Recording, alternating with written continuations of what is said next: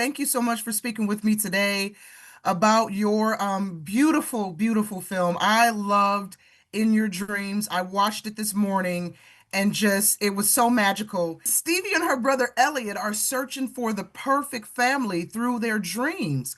So, what inspired you? What drew you to explore, family dynamics through, this surreal dream world through this fantastical lens? Yeah, it's a great question. I think, it's a very personal film for me. A lot of it was inspired by my own experience as a kid in my own family. So when I was young, my parents nearly split up, and it was really hard for me and my brother. I mean, I think I so wanted to keep my family together and save my family.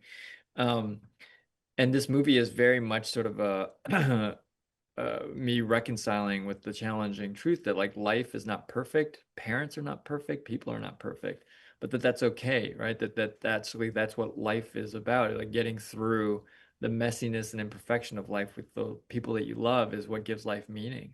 And so I thought that was like a really worthwhile idea to explore in this film. And then I also feel like there's so much pressure on people, especially kids, to be perfect, to achieve their dreams, to make their dreams come true. And some amount of that is healthy, but there can be a dark side to it. Like if you get so caught up in a dream that you can get lost in it and you like neglect everything else around you. I think that's unhealthy. And I think also if you don't achieve your dreams, because there's such an emphasis on it in our culture, it makes it you feel like you're a failure. You feel like you're a loser if you don't achieve your dreams. And I just think that's not true. So I really wanted to, yeah, change the conversation around dreams. And you have assembled an incredible voice cast for this project. Craig Robinson is absolutely hilarious. Is that his character sitting behind you on the shelf? Yep, that's funny. Craig is just a treasure. I think he is Yeah. so funny. He's just his comedy brain is so sort of unparalleled. I think, so much of his of Baloney Tony's character was found in the room in the booth with him. We had our lines, we had written them down, we brought him to the recording studio, and he would record those, but then he would make it his own. He would, come up with ideas, we'd improvise, I would, chime in, and we'd sort of build the character together.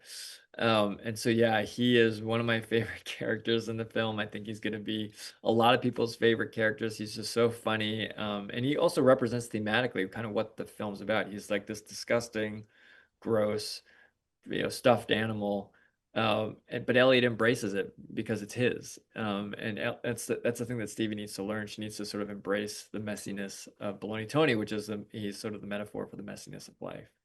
And of course, animation allows you to visualize literally anything, right? So, what was the most challenging or perhaps exciting dream sequence to bring to life? The most challenging was definitely Night Mara. I mean, she was a walking, talking visual effect, and so um, this is getting a little technical, but basically from when we approved animation to when we were able to run it through the entire effects and simulation pipeline to see the results, it took 11 weeks. So imagine making a decision in animation and having to wait 11 weeks to see what the final result would be. And inevitably there's mistakes, right? So then you'd have to like redo it and wait another 11 weeks. So she was definitely the most challenging, but she was also the most fun because I think she's just such a cool character, and she just looks spectacular. So yeah, that was probably, to answer your question, the most challenging.